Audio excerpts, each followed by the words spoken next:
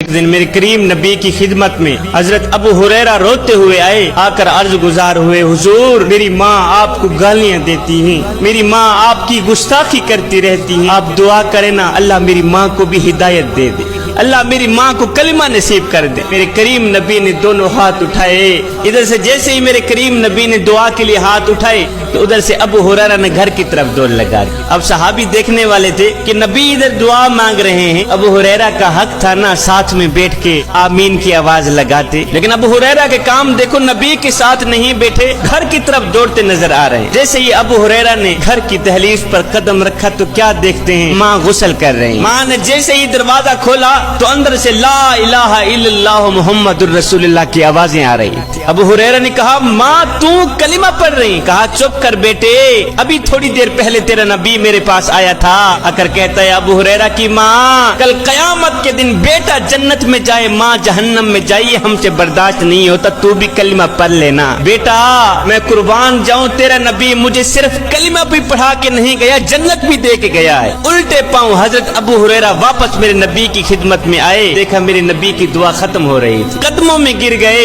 قدم چومنے لگ گئے۔ صحابہ نے کہا ابو ہریرہ ایک بات تو بتا، جب اللہ کے محبوب دعا فرما رہے تھے تیرا حق تھا تو ساتھ میں بیٹھ کے آمین کہتا، اور تو نے گھر کی طرف دوڑ کیوں لگا دی؟ دعا کے دوران تو نے گھر کی طرف دوڑ کیوں لگا دی؟ یہ سن کر حضرت ابو ہریرہ رو پڑے، رو کر کہنے لگے صحابیو اس سوچ کی بنیاد پر میں نے گھر کی طرف دوڑ لگا دی ہے کہ آج میں دیکھنا چاہتا تھا کہ میں گھر میں پہلے پہنچتا ہوں یا میرے نبی کی دعا گھر میں پہلے پہنچتی۔ صحابہ میں گھر میں بعد میں پہنچا، میرے محمد کی دعا گھر میں پہلے پہنچی ہوئی تھی۔